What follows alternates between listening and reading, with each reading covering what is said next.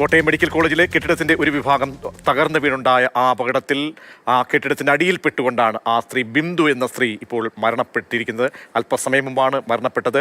10:30 ഉണ്ടായ ഈ സംഭവത്തിൽ 12:30 മാത്രമാണ് രക്ഷാപ്രവർത്തനത്തിനായി എല്ലാവരും ഉണർന്നെണീറ്റത് എന്നത് അങ്ങേയറ്റ ദൗർഭാഗ്യകരവും പ്രതിഷേധ അർഹവുമായ ഒരു സംഭവമായി മാറുകയാണ്.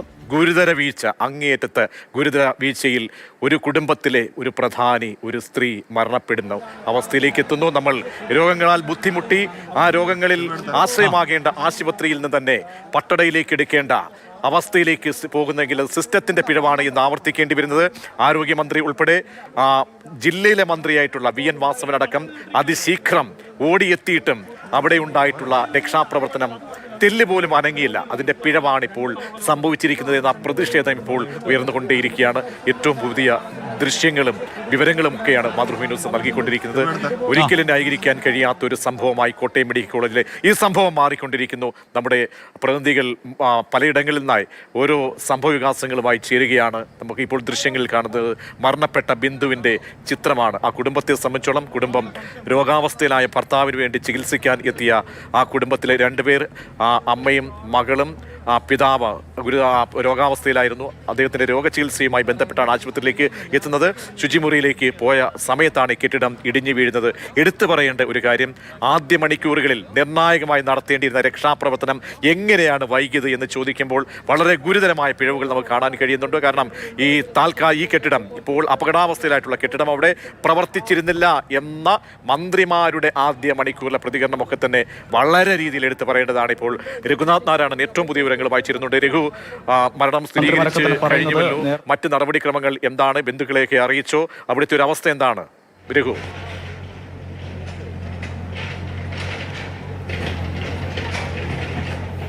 പ്രജീഷ്, ഈ കെട്ടിടം തകർന്ന സ്ഥലത്താണ് ഞാനുള്ളത്. അവിടെ നിന്ന് ബിന്ദുവിനെ ഒരു മണിയോടുകൂടിയാണ് ബിന്ദുവിനെ ഇവിടെ നിന്ന് രക്ഷപ്പെടുത്തി കാഷ്വാലിറ്റിയിലേക്ക് കൊണ്ടുപോയത്. നിലവിൽ കാഷ്വാലിറ്റിയിലാണ് മൃതദേഹം എന്നുള്ളതാണ് മനസ്സിലാക്കുന്നത്. ഇവിടെ ഇപ്പോൾ കെട്ടിടം പൊളിഞ്ഞു വീണ സ്ഥലത്ത് നടന്നുകൊണ്ടിരിക്കുന്നത് ഇവിടെ നിന്നുള്ള കെട്ടിടാവശിഷ്ടങ്ങൾ മാറ്റി പൂർണ്ണാർത്ഥത്തിൽ ഈ ചരിഞ്ഞു നിൽക്കുന്ന ഈ കെട്ടിടത്തിൻ്റെ ഈ ഭാഗം പൂർണ്ണാർത്ഥത്തിൽ പൊളിച്ചു മാറ്റുന്നതിനുള്ള ജോലികളാണ് ഇവിടെ നടന്നുകൊണ്ടിരിക്കുന്നത്. ആരും ഈ കെട്ടിട അവശിഷ്ടങ്ങൾക്കിടയിൽ ഇല്ല എന്നുള്ള ഒരു പ്രതീക്ഷയാണുള്ളത്. പക്ഷേ നമ്മൾ ആരെയും പേടിപ്പെടുത്താനോ ഒന്നും വേണ്ടി പറയുന്നതല്ല. സ്വാഭാവികമായിട്ട് തന്നെ മെഡിക്കൽ കോളേജാണ്, ധാരാളം ആളുകൾ ചികിത്സയ്ക്ക് വരുന്ന സ്ഥലമാണ്. പല ആവശ്യങ്ങൾക്കായി വാർഡിൽ നിന്ന് പുറത്തേക്ക് പോയ മനുഷ്യരൊക്കെ ഉണ്ടാകും. അവർ ഈ മെഡിക്കൽ കോളേജ് ആയതുകൊണ്ട് തന്നെ, തിരക്കുള്ള സ്ഥലമായതുകൊണ്ട് തന്നെ മൊബൈൽ ഫോണിലൊക്കെ വിളിച്ചാൽ ബന്ധപ്പെടാത്ത ആളുകളുണ്ടാകും. അങ്ങനെയൊന്നും ആരും ഇതുവരെ മിസ്സായിട്ടില്ല എന്നുള്ളൊരു പ്രതീക്ഷയാണുള്ളത്. അതുകൊണ്ട് തന്നെ രക്ഷാപ്രവർത്തനത്തിന് അല്ലെങ്കിൽ ഇവിടെ നിന്നുള്ള അവശിഷ്ടങ്ങൾ മാറ്റുന്നതിന് അല്പം വേഗത കൂടിയിട്ടുണ്ട്. വളരെ വേഗത്തിൽ തന്നെ കല്ലും മണലും ഒക്കെ മാറ്റുന്ന ജോലികളാണ് ഇവിടെ നടന്നുകൊണ്ടിരിക്കുന്നത്. ഈ അപകടം വലിയ ആഘാതമാണ് മനുഷ്യർക്കുണ്ടാക്കിയിരിക്കുന്നത്. കാരണം ചുറ്റും രോഗികളുണ്ട്, ശസ്ത്രക്രിയ കഴിഞ്ഞ് ഇരിക്കുന്ന ആളുകളുണ്ട്. ചില ആളുകൾ ഇത് കണ്ടുകൊണ്ട് നിന്ന ആളുകളാണ്. ആ ആളുകൾക്കൊക്കെ വലിയ ആഘാതം, മാനസികാഘാതം. മടങ്ങിയെത്താം. ആ ദൃക്സാക്ഷികൾ ഈ ഞെട്ടിപ്പിക്കുന്ന സംഭവത്തിൽ കഴിഞ്ഞുപോയ മണിക്കൂറുകൾ അനുഭവിച്ച വേദനകളൊക്കെ തന്നെ അവരിൽ നിന്ന് തന്നെ നമുക്ക് തേടാം. ഇപ്പോൾ സീനത്ത് ആശുപത്രിയിലുണ്ടായിരുന്ന ഒരു വ്യക്തി ദൃക്സാക്ഷിയാണ് നമ്മോടൊപ്പം ചേരുന്നുണ്ട്. സീനത്ത്, അങ്ങേറ്റം ദുഃഖകരമായ ഒരു അവസ്ഥയിലേക്ക് ആ നിമിഷങ്ങൾ എത്തിച്ചേർന്നിരിക്കുകയാണ്. കാരണം ബിന്ദു എന്ന ഒരു സ്ത്രീ, വീട്ടമ്മ മരണപ്പെട്ടിരിക്കുന്നു എന്ന വാർത്ത ഇപ്പോൾ സ്ഥിരീകരിക്കപ്പെടുകയാണ്. ഈ അപകടമുണ്ടായ സമയത്തെ കാര്യങ്ങൾ സീനത്തിനൊന്ന് ഓർത്തെടുക്കാൻ എങ്ങനെയാണ് കഴിയുന്നത്?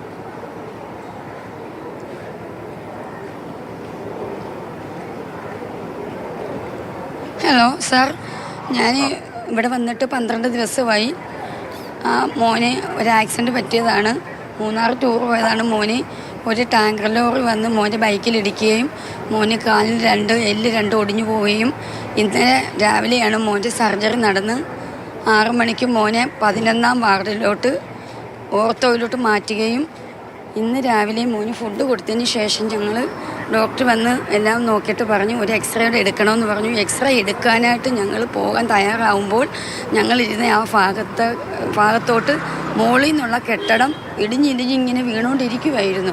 അപ്പം തന്നെ ഞങ്ങൾ ഒന്നും നോക്കിയില്ല. എൻ്റെ മകനെ ഞാൻ എൻ്റെ മരുമകളുടെ ചേട്ടത്തിയുടെ മക്കളുണ്ടായിരുന്നു, അതും അവർ എന്നോട് ചേർന്ന് കുറേ പേര് കട്ടിലൂടെ എൻ്റെ കുഞ്ഞിനെ ഞാൻ കാലൊടിഞ്ഞ് കുഞ്ഞിനെ ഓപ്പറേഷൻ കഴിഞ്ഞ കുഞ്ഞിനെ ഞാൻ കട്ടിലൂടെ പൊക്കിയെടുത്ത് ഓടുമായിരുന്നു, കാഷ്വാലിറ്റിയിലോട്ട് കൊണ്ടുപോവുകയായിരുന്നു.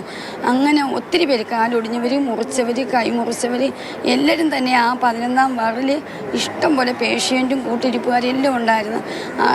കുറേ പേർക്കൊക്കെ അപകടം പറ്റിയിട്ടുണ്ട്. ഞങ്ങൾക്ക് അന്നേരം ഒന്നും നോക്കാൻ പറ്റിയില്ല. ഞങ്ങൾ എല്ലാവരും ജീവൻ രക്ഷിക്കാനാണ് നോക്കിയത്. അപ്പോഴത്തേന് ഞങ്ങൾ മോളെ കാഷ്വാലിറ്റി കൊണ്ടുവന്ന് ഓർത്തോയിലോട്ട് കൊണ്ടുപോകുമായിരുന്നു. കുഞ്ഞിനെ ഞങ്ങൾ കിട്ടിയ ട്രോളിക്കകത്ത് മേളിൽ കൊണ്ട് സുരക്ഷിതമായിട്ട് മോനെ എത്തിച്ചിട്ടുണ്ട്. ഞങ്ങൾ വന്നിട്ട് 12 ദിവസമായി. ഈ മെഡിക്കൽ കോളേജിലാണെങ്കിൽ ഒരു ഓപ്പറേഷൻ്റെ സാധനം ഒന്നുമില്ല. ഞങ്ങൾ നിവൃത്തിയില്ലാത്ത ഞങ്ങൾ പുറത്തു നിന്നാണ് വലിയ വില കൊടുത്ത് ഈ സാധനം വാങ്ങിച്ചത്. അപകടം നടക്കുന്ന സമയത്ത് ഒരുപാട് പേര് ആ കെട്ടിടത്തിൽ ഉണ്ടായിരുന്നു അല്ലേ?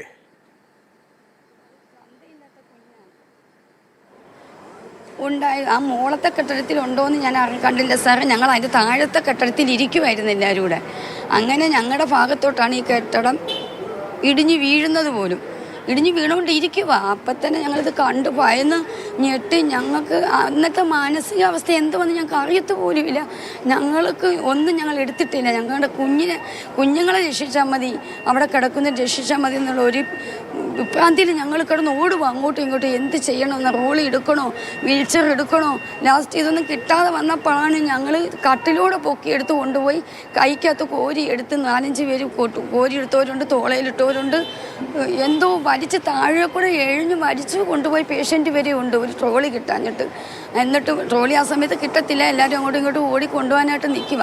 അങ്ങനെ ഞങ്ങൾ ഞങ്ങളുടെ മോനെ രക്ഷിച്ച് ഞങ്ങൾ ഇവിടെ കൊണ്ടുവന്ന് ഞങ്ങൾ മോളത്തെ നിലയിൽ ഓർത്തോയിൽ കൊണ്ടുവന്നപ്പോൾ അവർ പറയുന്ന അവിടുത്തെ സ്റ്റാഫുകൾ പറഞ്ഞ് എന്തുവാണെന്നറിയാമോ, ഇവിടെ പറ്റത്തില്ല, ഡോക്ടർ ഇല്ലാത്തതുകൊണ്ട് പറ്റത്തില്ല, ഡോക്ടർ എഴുതി തരണമെന്ന്. ഞാൻ ചോദിച്ചു, ഡോക്ടർ എഴുതി തന്നിട്ടേ നിങ്ങൾ ജീവൻ രക്ഷിക്കത്തോളം എന്ന് ചോദിച്ച് ഞാൻ പ്രതികരിച്ചവരോട്. നിങ്ങൾ ജീവൻ രക്ഷിക്കാനല്ലേ നോക്കണം, ഞങ്ങൾ ഇരുന്ന കെട്ടടം ഞങ്ങളുടെ മേത്തോട്ട് ഇടിഞ്ഞ് വീണുകൊണ്ടിരുന്നതെന്ന് പറഞ്ഞിട്ട് പോലും ഒരു സമ്മതിച്ചില്ല. ലാസ്റ്റ് ഞാൻ പ്രതികരിച്ചപ്പോൾ വേറൊരു സിസ്റ്റർ മോളെ കരയാതെ മോനെ ഇനി കൊണ്ടുപോകാമെന്ന് പറഞ്ഞു. അങ്ങനെയാണ് ഞങ്ങൾ കുഞ്ഞിനെ വീണ്ടും അവിടെ നിന്ന് എടുത്ത് ഞങ്ങൾ മോളത്തെ 4-ാമത്തെ നിലയിൽ കുഞ്ഞിനെ കൊണ്ടുപോയി ഞങ്ങൾ സേഫ്റ്റി ആക്കിയത്. ഞങ്ങൾ ഇപ്പോഴും ആഹാദം ഞങ്ങളുടെ മനസ്സിൽ നിന്ന് ഞങ്ങൾക്ക് മാറിയിട്ടില്ല. ഞങ്ങൾ അതുപോലൊരു പരിഭ്രാന്തി ഞങ്ങൾ നിൽക്കും. ഞങ്ങൾക്ക് ഇത് കണ്ടപ്പോൾ തന്നെ എനിക്ക് ഭയങ്കര നെഞ്ചുവേദന പോലെ ഉണ്ടായിട്ട് എനിക്ക് പറ്റുന്നില്ല. എനിക്കിതിപ്പോൾ എന്തോ പറയാൻ പോലും എനിക്ക് പറ്റുന്നില്ല. ഈ ഒരു സംഭവം എങ്ങനെ നടന്നേന്ന് പോലും. ഇത്രയും ശൂന്യമായ കെട്ടിടങ്ങൾ ഇവിടെ നിലനിർത്താവോ? ഇതൊക്കെ ഇവിടുന്ന് രോഗികൾ കിടക്കുന്നതല്ലേ, ഇതൊക്കെ ഒരു സുരക്ഷിതം വേണ്ടേ ഇവർക്ക്? ആരോഗ്യവകുപ്പ് മന്ത്രിയും എല്ലാ മന്ത്രിമാരും വന്ന് എല്ലാം ഇതാക്കി അവർ പോയിട്ടുണ്ട്. അവരുടെ ഭാഗത്തുനിന്ന് ചെയ്യേണ്ടവർ വന്ന് കണ്ടിട്ടില്ല, അവർ പോയിട്ടുണ്ട്. അവർ നമ്മൾ കുറ്റം പറയുന്നില്ല, അവർ ചെയ്യുന്ന കഴിവ് അവർ ചെയ്യുന്നുണ്ട്. പക്ഷേ ഇങ്ങനെ ഇത്രയും പേഷ്യൻ്റ് കിടക്കുന്ന ഒരു വാർഡ് അത് അവരാണ് ഇത് നിലനിർത്തി മുന്നോട്ട് കൊണ്ടുപോകും. സുരക്ഷിതമാക്കി എടുക്കണം കെട്ടിടം, എന്നിട്ടേ അവർ പേഷ്യൻ്റെ കിടത്താവുള്ളൂ അവിടെ. ഇല്ലെങ്കിൽ ഇതുപോലെ സംഭവം ഈ കെട്ടിടത്തിന്റെ ഭാഗത്തേക്ക് പോകരുത് എന്ന നിർദ്ദേശം ആരെങ്കിലും നൽകിയിരുന്നോ? അവിടെ സെക്യൂരിറ്റിയോ മറ്റോ ഉണ്ടോ? കാരണം പഴകിയ കെട്ടിടമാണ്, നിലം പരിശാകാൻ അല്ലെങ്കിൽ പൊളിഞ്ഞു വീഴാൻ പോകുന്ന ഒരു കെട്ടിടമാണ്. അങ്ങനെ എന്തെങ്കിലും ഒരു അറിയിപ്പോ മറ്റോ ആരെങ്കിലും നൽകിയോ? നൽകിയിട്ടില്ലായിരുന്നു. ഞങ്ങൾ ഇരുന്ന കെട്ടിടത്തിന്റെ മുകളിൽ കെട്ടിടമാണ് ഞങ്ങളുടെ ഭാഗത്തോട്ട് ഇടിഞ്ഞു വീണത്. അല്ല, എൻ്റെ അറിവിൽ ഞാൻ കേട്ട അറിവ് വെച്ച് പറയാം, അത് കെട്ടിടം ഉപയോഗിക്കാതിട്ടിരുന്ന കെട്ടിടമാണ്. പക്ഷേ അതിൻ്റെ ബാത്റൂം തുറന്നിട്ടേക്കുമായിരുന്നെന്ന് പറഞ്ഞു. അതിനകത്ത് 2 പേര് കയറിയിട്ടുണ്ടായിരുന്നെന്ന് പറഞ്ഞ് അത് ഉപയോഗിക്കാൻ. അതിനകത്ത് കയറിയ 2 പേർക്ക് പരിക്കുണ്ടായിട്ടുണ്ടെന്ന് പറഞ്ഞു ചെറുതായിട്ട്. അത് സത്യാവസ്ഥ എന്തെന്ന് ഞാൻ കണ്ടില്ല, ഇവിടെ പറയുന്നതാണ് ഞാൻ കേട്ടത്. ഒരാൾ മരിച്ചു, സീനത്തും അറിഞ്ഞു കാണുമെന്ന് വിചാരിക്കുന്നു. ബിന്ദു എന്ന ഒരു സ്ത്രീയാണ് മരിച്ചത്. അപ്പോൾ ബിന്ദു ഒറ്റപ്പെട്ട അവസ്ഥയിലായിരിക്കണം. കാരണം ഇത്രയും കെട്ടിടം വന്ന് തകർന്ന് വീഴുമ്പോൾ അതിൻ്റെ കുമ്പാരങ്ങളിൽ പെട്ടുപോവുക എന്നത് ദൗർഭാഗ്യകരമാണ്. രക്ഷാപ്രവർത്തനത്തിനൊക്കെ വലിയ വെല്ലുവിളിയാണ്.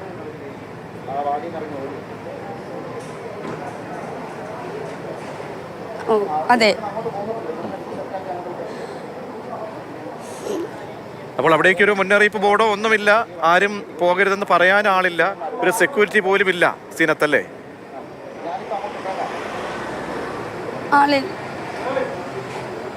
ഇല്ല, ആരുമില്ല. സെക്യൂരിറ്റി എന്ന് പറഞ്ഞാൽ നമുക്ക് പാസ് കൊടുത്ത് കയറാനുള്ള സെക്യൂരിറ്റികളാണ് അവിടെ നിർത്തിയേക്കുന്നത്, പാസ് കൊടുത്ത് പോകാനുള്ള. ഇപ്പോൾ അവരൊരു പാസ് ഇങ്ങോട്ട് തരുമ്പം തന്നിട്ട് പറയും എക്സ്റേ എടുത്തുകൊണ്ട് വന്ന് പറയും. എക്സ്റേ എടുക്കാൻ പോകുമ്പോൾ ആ പാസ് അവരുടെ കയ്യിൽ വേണം, ആ പാസ് അവരുടെ കയ്യിൽ വേണം. ആ പാസ്സിൽ അവർ കയറ്റത്തില്ല സെക്യൂരിറ്റികൾ. അത് കഴിയുമ്പോൾ വേറൊരു ടെസ്റ്റിന് കുറിച്ച് വരുമ്പം ഞങ്ങൾ പെട്ടെന്ന് എമർജൻസി എന്ന് പറഞ്ഞാൽ ഞങ്ങളെ വിടുക. വിട്ട് കഴിഞ്ഞ് ഞങ്ങൾ തിരിച്ച് വരുമ്പോൾ സെക്യൂരിറ്റി പറയും കയറാൻ പറ്റത്തില്ല, പാസ്സില്ല, കയറാൻ പറ്റത്തില്ല എന്നാണ് പറയുന്നത്. ഈ ഒരു പാസ് കൊണ്ട് ഞങ്ങൾ അങ്ങോട്ടും ഇങ്ങോട്ടും ഇട്ട് ഓടിക്കുക. അതുപോലെ തുടരുക. ഇതാണ് സിനത്തിനെ പോലെയുള്ള ദൃക്സാക്ഷികൾക്ക്, അനുഭവസ്ഥർക്ക് പറയാനുള്ളത്. ഒരു ആശുപത്രിയാകുമ്പോൾ ഇത്രയും വലിയൊരു കെട്ടിടം, അതായത് മെയ് 30-ാം തീയതി ഞങ്ങൾ ഇതിന്റെ ബലക്ഷയം കണ്ടു. അതിനുള്ള ശേഷം നിർമ്മാണ പ്രവർത്തനങ്ങളിലേക്ക് പോകാൻ കൗണ്ട് ഡൗൺ തുടങ്ങിയെന്ന് ആരോഗ്യമന്ത്രി മേന്മയോടുകൂടി വന്ന് കിഫ്ബിയുടെ പദ്ധതിയടക്കം ഞങ്ങൾ പുതുതായി നിർമ്മിക്കാൻ പോകുന്ന കെട്ടിടത്തിൻ്റെ കാര്യങ്ങളൊക്കെ അതിൻ്റെ പൈസ വരവ് കണക്കൊക്കെ പറയുന്നതിന് ഇടയ്ക്ക് പോലും അവിടെ ആ കെട്ടിടത്തിനടിയിൽ ബിന്ദു എന്നൊരു സ്ത്രീ അല്ലെങ്കിൽ ആരെങ്കിലും അകപ്പെട്ടിട്ട് പോയിട്ടുണ്ടോ എന്ന് നോക്കാനുള്ള ജാഗ്രത പോലും കാട്ടിയില്ല എന്ന് പറയുമ്പോൾ അത് സിസ്റ്റത്തിൻ്റെ മന്ത്രി തന്നെ പറയാറുള്ള മന്ത്രി തന്നെ പ്രകീർത്തിക്കാറുള്ള സിസ്റ്റത്തിൻ്റെ ഗുരുതരമായ പിഴവ്. ആ പിഴവിൽ ഒരു രക്തസാക്ഷി ഉണ്ടായിരിക്കുന്നു. അതാണ് നമ്മെ സംബന്ധിച്ചിടത്തോളം ഏറ്റവും ഗുരുതരമായ ഒരു കാര്യം. ആശുപത്രിയിലാണ്, മറ്റെങ്ങുമല്ല. മറ്റെങ്ങൊക്കെ എവിടെയൊക്കെ ആകുമ്പോൾ രക്ഷാപ്രവർത്തകർക്ക് ഓടിയെത്താൻ ബുദ്ധിമുട്ടുണ്ട്, ആരോഗ്യ സംവിധാനങ്ങൾക്ക് ഓടിയെത്താൻ ബുദ്ധിമുട്ട്. പക്ഷേ ഇതൊക്കെ ഉണ്ടായിട്ടുള്ളത് എവിടെയാണ്? മെഡിക്കൽ കോളേജ് പോലെയുള്ള ഏറ്റവും വലിയൊരു ആശുപത്രിയിൽ. അതായത് കോട്ടയം മെഡിക്കൽ കോളേജ് എന്ന് പറയുമ്പോൾ ഏറ്റവും പ്രധാനപ്പെട്ട ഒരു ആശുപത്രിയാണ്. 3-4 ജില്ലകളിലൊക്കെയുള്ള ആളുകളൊക്കെ തന്നെ വരുന്ന അടിയന്തര ചികിത്സാ കേന്ദ്രമായിട്ടുള്ള ഒരു ആരോഗ്യ സംവിധാനത്തിന് മുന്നിൽ, കൺമുന്നിൽ നിൽക്കുന്ന ഒരാളെ രക്ഷപ്പെടുത്താൻ കഴിഞ്ഞില്ല എന്ന് പറയുമ്പോൾ പിന്നെ എന്താണ് ഈ സിസ്റ്റത്തിന്റെ മേന്മ എന്ന് നമ്മൾ തന്നെ ചിന്തിക്കണം. ഇപ്പോൾ മരിച്ച ബിന്ദുവിന്റെ ഒരു ബന്ധു നമ്മോട് പ്രതികരിക്കുകയുണ്ടായി. അതുകൂടി ഒന്ന് കേൾക്കാം. അവരുടെ മകളുടെ ട്രീറ്റ്മെന്റിന് വേണ്ടിയാണ് വന്നത്.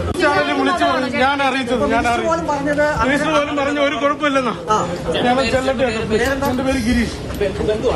അതെ, താങ്കൾ വിളിച്ച് പറഞ്ഞപ്പോഴാണ് അങ്ങനെ പിന്നീട് ഒരു പരിശോധനയിലേക്ക് പോയത്. അതെ. അപ്പോൾ ഇതാണ് അവസ്ഥ. എല്ലാവരുടെയും നെഞ്ചു വിളയ്ക്കുന്ന ഒരു കാഴ്ചയായി ഇത് മാറുകയാണ്. ആ ചിത്രം നമുക്ക് നമ്മൾ കാണിക്കുന്നുണ്ട്. ആ ബിന്ദുവിൻ്റെ, മരണപ്പെട്ട ബിന്ദുവിൻ്റെ ചിത്രമാണ്. മറ്റൊരു കുട്ടി കൂടി അപകടത്തിൽ പരിക്കേറ്റിട്ടുണ്ട്. അപ്പോൾ ഈ രക്ഷാപ്രവർത്തനം നടത്താൻ വേണ്ടി അവിടെ മുന്നിട്ടിറങ്ങിയത് നാട്ടുകാരാണ്, ആശുപത്രിയിൽ ഉണ്ടായിരുന്ന ആളുകളൊക്കെയാണ്.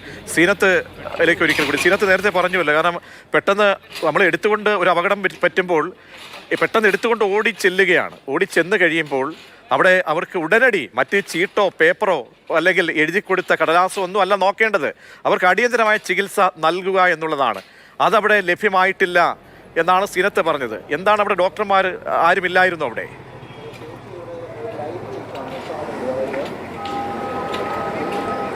ഡോക്ടർമാരുണ്ടായിരുന്നു, അവർ കൗൺസിലിംഗ് പോയിക്കൊണ്ടിരിക്കുവാണ്.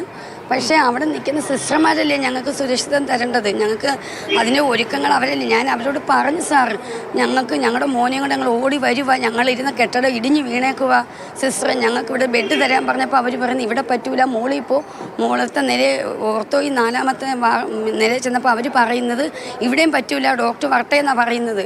അങ്ങനെയാണ് ഞാനിവിടെ പ്രശ്നം ഉണ്ടാക്കുന്നത്. പ്രശ്നം ഉണ്ടാക്കിയപ്പോഴാണ് വേറൊരു സിസ്റ്ററെ കണ്ടിട്ട് പറഞ്ഞത്, മോളെ പ്രശ്നം ഉണ്ടാക്കല്ലേ, കുഞ്ഞിനെ പെട്ടെന്ന് കൊണ്ടുപോകാമെന്നും പറഞ്ഞാണ് ഞങ്ങൾക്ക് അന്ന് അവിടെ ബെഡ് തന്നത്. ഫസ്റ്റ് ഞങ്ങൾക്ക് അവിടെ ബെഡ് തന്നതിന് ശേഷമാണ് ഞങ്ങൾ ഇടിഞ്ഞു വീണ കെട്ടിടത്തിൽ നിന്ന് ഓരോരുത്തർക്കും ഒരു ബെഡ് കൊടുക്കാൻ തുടങ്ങിയത്.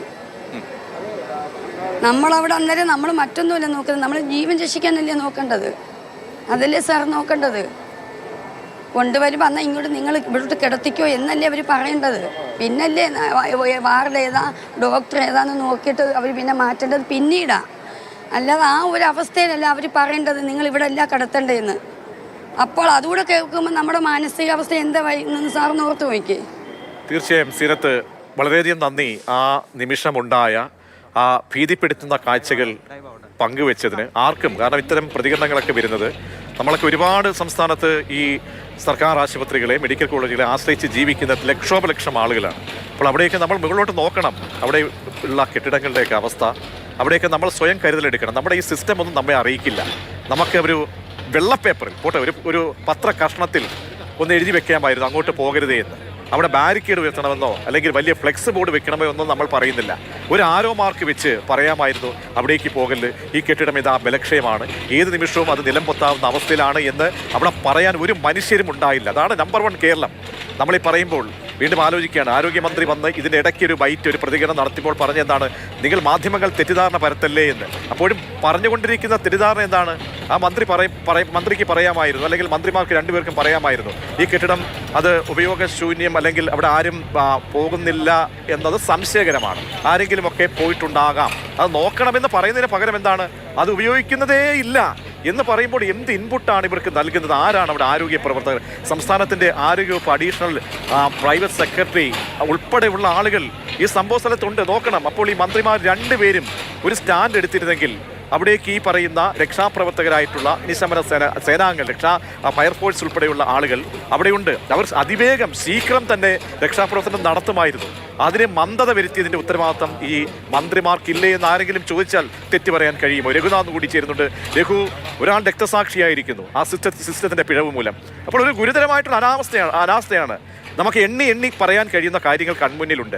എന്താണ് ഇപ്പോൾ നമുക്ക് അവിടെ കാണാൻ കഴിയുന്നത്? ഇനിയെങ്കിലും അവിടുത്തെ കെട്ടിടത്തിന്റെ ബാക്കി അവശിഷ്ടങ്ങളൊക്കെ തുടച്ചു മാറ്റിയോ? ജനപ്രതിനിധികളൊക്കെ ആരൊക്കെയുണ്ട് ഇപ്പോൾ അവിടെ?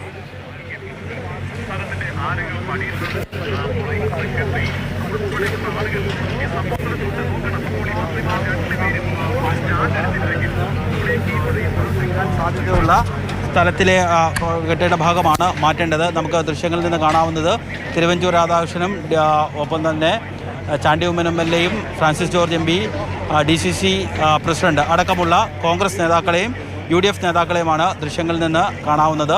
ഇതിനെ ആദ്യഘട്ടത്തിൽ തന്നെ അവർ അങ്ങനെ ഒരു രാഷ്ട്രീയ വിവാദത്തിന് ഇല്ല എന്ന് പറയുമ്പോഴും ഒരു സ്ത്രീ അവിടെ മണ്ണിന് അടിയിൽ കിടക്കുമ്പോഴാണ് മന്ത്രിമാരടക്കം വന്ന് സന്ദർശിച്ച് യാതൊരു കുഴപ്പവുമില്ല എന്ന് പറഞ്ഞത് എന്നുള്ളൊരു ആരോപണം കോൺഗ്രസ് നേതാക്കൾ ഉന്നയിക്കുന്നു. എന്ന് മാത്രവുമല്ല, ഈ ബിന്ദു അപകടത്തിൽ പെട്ടു എന്നുള്ള വിവരം ഇപ്പോൾ മുൻ മന്ത്രിയും മുതിർന്ന കോൺഗ്രസ് നേതാവും MLAയുമായ തിരുവഞ്ചൂർ രാധാകൃഷ്ണൻ പ്രതികരിക്കുകയാണ്.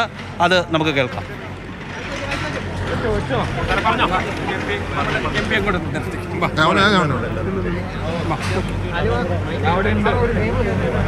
നമ്മുടെ ഘടകകക്ഷികളുടെ ആരൊക്കെയാണ്? നമ്മുടെ ഉണ്ട് മുസ്ലിം യൂത്ത് ലീഗ് ഫൈസൽ എന്ത് വിളിച്ചോ? അവരെ അപ്പുറത്തോട് ഒന്ന് വിളിച്ച് ഫൈസലിനെ ഒന്ന് വിളിച്ച്. മന്ത്രിമാരൊക്കെ തന്നെ സംഭവ സ്ഥലത്തേക്ക് എത്തിയിട്ടുണ്ട്. പ്രതികരണങ്ങളൊക്കെ അവർ നടത്തുകയാണ്. UDFന്റെ മറ്റാരെങ്കിലും ഇപ്പോൾ പ്രതിപക്ഷ വിഭാഗത്തിൽ MLA തിരുവഞ്ചൂർ രാധാകൃഷ്ണൻ, അവരും കൂടെ വരട്ടെ. ചാണ്ടി ഉമ്മൻ, നിങ്ങൾ ഇതെല്ലാം എടുത്തു. നമ്മൾ സാവകാശം ഇതൊക്കെ രണ്ടിലൊന്ന് കരഞ്ഞിട്ടേ പോകും. അതുകൊണ്ട് നമുക്ക് സമയം ഉണ്ട്. മുരളി വാ. മുരളി എന്തോ അവര് രണ്ടുപേരും മോൻസ് വരുന്നുണ്ട്.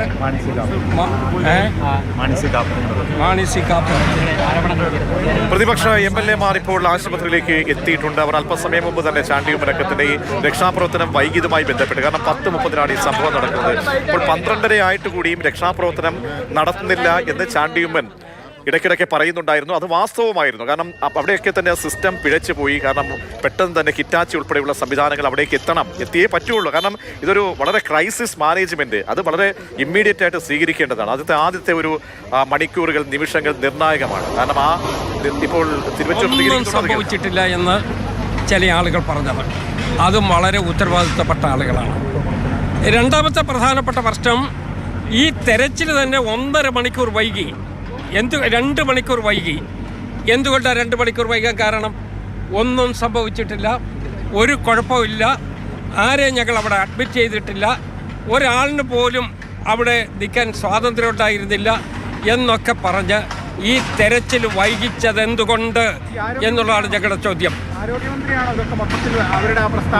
അതെ, ആരോഗ്യവകുപ്പ് മന്ത്രി ഉത്തരവാദിത്വമുള്ള ആളല്ലേ? ആരോഗ്യവകുപ്പ് മന്ത്രി പറയുന്നു ഇവിടെ ഒന്നും സംഭവിച്ചിട്ടില്ല, ഒരു കുഴപ്പമില്ല. അവരീ പറയുന്ന സമയത്ത് ഈ മണ്ണിനകത്തൊരു പാവപ്പെട്ട സ്ത്രീ മരിച്ചു കിടക്കുകയാണ്. ഒരു സ്ഥലം MLA ഉണ്ട്, മന്ത്രിയുണ്ട്. അത് അവര് എന്തിനും നാട്ടുകാരുടെ പച്ചക്കള്ളം പറഞ്ഞു എന്നുള്ളതാണ് ഞങ്ങളുടെ ചോദ്യം. ആ ചോദ്യത്തിന് അവർ ഉത്തരം പറയട്ടെ. ഒരു പാവപ്പെട്ട സ്ത്രീ ഈ മണ്ണിൻ്റെ അടിയിൽ മരിച്ചു കിടക്കുന്ന സമയത്ത്, ശ്വാസം മുട്ടി മരിച്ചു കിടക്കുന്ന സമയത്ത് ഒന്നും സംഭവിച്ചിട്ടില്ല എന്ന് പറയത്തക്ക വിധത്തിൽ ഇതിനെ നിസ്സാരവൽക്കരിച്ചത് എന്തുകൊണ്ട് എന്നൊരു ചോദ്യമുണ്ട്. രണ്ടാമത്തെ കാര്യം, ഇവിടെ എല്ലാവരെയും ഒഴിപ്പിച്ചു എന്നാണ് പറഞ്ഞത്. 14-ാം വാർഡിൻ്റെ ഭിത്തി ഇടിഞ്ഞില്ലേ? അതിൻ്റെ തൊട്ടപ്പുറത്തുള്ള ഭിത്തി ഇടിഞ്ഞില്ലേ? ഈ ഭിത്തി മുഴുവൻ ഇടിഞ്ഞല്ലോ. ഇടിഞ്ഞിട്ടും അപ്പുറത്ത് ആളുണ്ടായിരുന്നു എന്നുള്ള യാഥാർത്ഥ്യം ഇവർക്കറിയില്ലേ? അത് അറിഞ്ഞുകൊണ്ട് എന്തിന് കള്ളം പറഞ്ഞു? ബോധപൂർവമായി സത്യസ്ഥിതിയെ മറച്ചു വെച്ചുകൊണ്ട് ജനങ്ങളുടെ മുമ്പിൽ കള്ളം പറഞ്ഞതാണ് ഞങ്ങളുടെ രണ്ടാമത്തെ പ്രശ്നം. ഞങ്ങളുടെ ബുദ്ധിമുട്ട് യഥാർത്ഥത്തിൽ ഇവരിങ്ങനെ കള്ളം പറയാൻ പോയാൽ എവിടെ വരെ പോയി നിൽക്കും? അങ്ങനെ ചെയ്യരുതായിരുന്നല്ലോ. ഈ തെരച്ചിൽ എന്തുകൊണ്ട് ഡിലേ ചെയ്യിച്ചു എന്നുള്ള ചോദ്യമുണ്ട്. ആ ചോദ്യത്തിനും അവരുത്തരം പറഞ്ഞാൽ മതിയാകും. മൂന്നാമത്തെ പ്രധാനപ്പെട്ട പ്രശ്നം, ഇവിടെ ആളുകളെ അഡ്മിറ്റ് ചെയ്തില്ല എന്ന് പറയുന്നത് ശരിയാണോ? നിങ്ങൾക്കെല്ലാം മാധ്യമപ്രവർത്തകർക്കെല്ലാവർക്കും അറിയാമല്ലോ, അവിടെ ആളുകളെ അഡ്മിറ്റ് ചെയ്തിരുന്നല്ലോ. ആ അഡ്മിറ്റ് ചെയ്തിരുന്ന മാത്രമല്ല, ശുചിമുറി വൃത്തിയാക്കുന്നതിന് വേണ്ടി ആളുകൾ അകത്ത് കയറിയ സമയത്ത് ആ കതക് ചാരിയിട്ടു എന്നുള്ളത് മാത്രമാണ്. അതുകൊണ്ടാണ് കാഷ്വാലിറ്റി യഥാർത്ഥത്തിൽ ഇങ്ങനെ കുറഞ്ഞു വന്നത് എന്നുള്ളതാണ് ഞങ്ങളുടെ അനുമാനം. ഇനി ഒന്നും ഉണ്ടാകാതിരിക്കട്ടെ എന്നുള്ളതാണ് ഞങ്ങളുടെ പ്രാർത്ഥന. ഈ വാർഡുകളിലെ രോഗികളെ ഇപ്പോൾ ഡിസ്ചാർജ് ചെയ്ത് തുടങ്ങിയിട്ട് അവരോട് ഡിസ്ചാർജ് വഴി പോകാൻ പറഞ്ഞു വെക്കുക. അതെങ്ങനെയാ ആശുപത്രി മെഡിക്കൽ കോളേജ് വരുന്നത് ഡിസ്ചാർജിന് വേണ്ടിയല്ലല്ലോ. അത് ശ്രീ ചാണ്ടി ഉമ്മൻ നേരത്തെ തന്നെ പറയുന്നത് ഞാൻ കേട്ടുകൊണ്ട് നിൽക്കണം. ഞാൻ പറയും, ഇവിടെ മെഡിക്കൽ കോളേജിൽ അഡ്മിറ്റ് ചെയ്തത് ഡിസ്ചാർജിന് വേണ്ടിയല്ലല്ലോ. അത് ശരിയല്ലോ. അവർക്ക് ഇവിടെ അവരെ ചികിത്സിക്കുന്നതിന് വേണ്ടിയുള്ള സംവിധാനം ഉണ്ടാക്കണം. ഇനി കെട്ടിടം പണി, ഇവിടെ തൊട്ടപ്പുറത്ത് എത്ര കോടി രൂപയുടെ കെട്ടിടത്തിൻ്റെ പണിയാണ് നടന്നുകൊണ്ടേയിരിക്കുന്നത്. ഇത് പണിതീരാത്ത വീടുകളാണോ? ഇങ്ങനെ പണി തുടർന്നുകൊണ്ടേ ഇരിക്കുകയല്ലേ? എന്തെങ്കിലും ഒരു അവസാനം ഉണ്ടാകട്ടെ. കെട്ടിടം പണി പൊളിക്കുക, പണിയുക, പൊളിക്കുക, ആ നടപടിയല്ലേ ഇവിടെ നടക്കുന്നത്. അതേസമയം ഇവിടെ വന്നെത്തുന്ന പാവപ്പെട്ട രോഗികൾക്ക് ഒരു പാരാസെറ്റമോൾ പോലും സൗജന്യമായി കൊടുക്കുന്നില്ല എന്നുള്ള യാഥാർത്ഥ്യം നിൽക്കുകയല്ലേ? എല്ലാം പുറത്തുനിന്ന് മേടിക്കേണ്ടി വരികയല്ലേ? സൂചിയും നൂലും പുറത്തുനിന്ന് മേടിക്കണ്ടേ?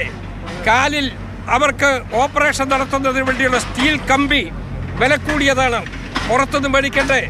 മരുന്ന് മുഴുവൻ കുറിച്ചു കൊടുക്കുകയല്ലേ? നമ്മളിപ്പോൾ ഒരുമിച്ച് ഇവിടെ നിൽക്കുന്ന നമുക്ക് ആ ട്രോമ കെയറിൻ്റെ ഭിത്തി ഒന്ന് കാണാൻ പോകാം. നിങ്ങളും കൂടെ വരണം. ഞങ്ങൾ എല്ലാവരും ഒരുമിച്ച് നിൽക്കുകയാണ്. ജനപ്രതിനിധികളല്ലേ, ജനങ്ങളുടെ ബാധ്യതയില്ലേ? അതുകൊണ്ട് ആ ട്രോമ കെയറിൻ്റെ ഭിത്തി കൂടി നമുക്ക് നോക്കാം. അവിടെ എന്താ നടക്കുന്നത് എന്നുള്ളത് നോക്കാം. വെന്റിലേറ്ററിൽ കിടക്കുന്ന 14 രോഗി അകത്ത് കിടക്കുമ്പോൾ ട്രോമ കെയറിൻ്റെ ഭിത്തി പൊട്ടി ഒലിച്ച് നിൽക്കുന്നത് നിങ്ങൾ നേരിട്ട് കാണുക. എന്നിട്ട് പറയൂ, ഇവർ ചെയ്യുന്നത് ശരിയാണോ? ഇവർ നീതിപൂർവ്വമാണോ ചെയ്യുന്നത്? ഞാൻ നിയമസഭയിൽ ഈ കാര്യത്തെക്കുറിച്ച് ചോദിച്ചു.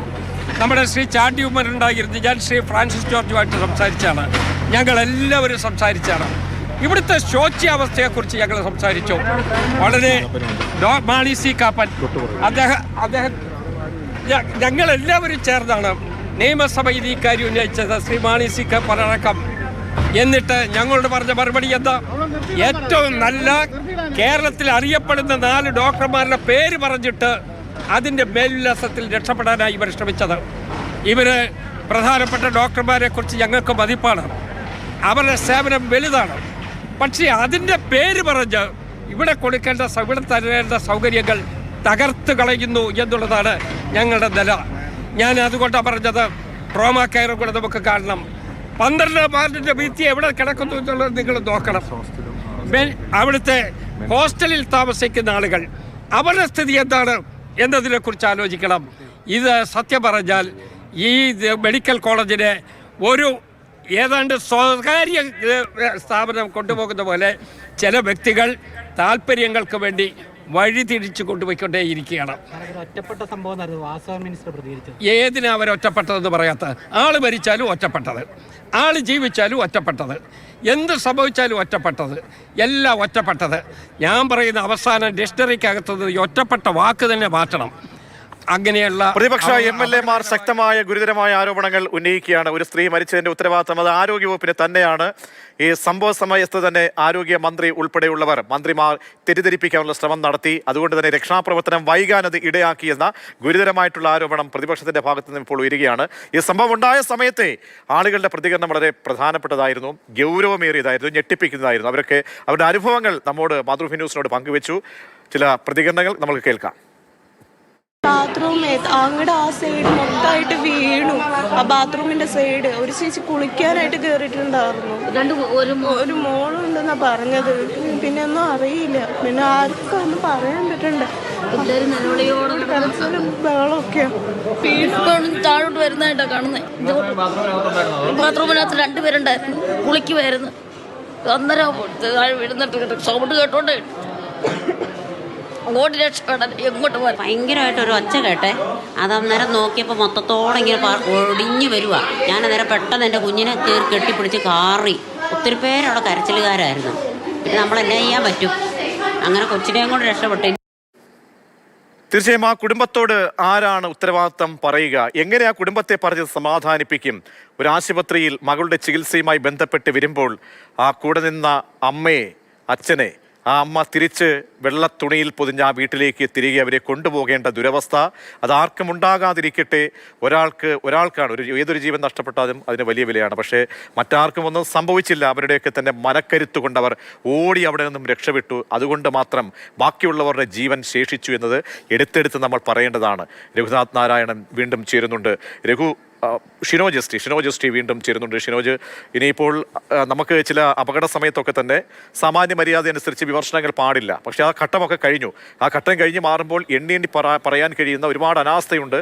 ഈ പ്രതികരണങ്ങൾ ഇങ്ങനെ വരുമ്പോൾ ഇതിലെ വീഴ്ചകൾ സംബന്ധിച്ചൊക്കെ മറ്റ് ഉത്തരവാദിത്തപ്പെട്ട ആരുടെയെങ്കിലും ഭാഗത്ത് നിന്ന് എന്തെങ്കിലും അറിയിപ്പോ വിവരങ്ങളോ മന്ത്രിയോ മറ്റോ പ്രതികരിക്കാൻ തയ്യാറായിട്ടുണ്ടോ? അവിടെയുള്ള മന്ത്രിമാർ ഇപ്പോൾ എവിടെയാണ്? പിന്നീട് ഈ മരിച്ച സ്ത്രീയുടെ മൃതദേഹത്തിൻ്റെ മറ്റ് നടപടിക്രമങ്ങൾ സംബന്ധിച്ചൊക്കെ എന്താണ് ഇപ്പോൾ അറിയാൻ കഴിയുന്നത്?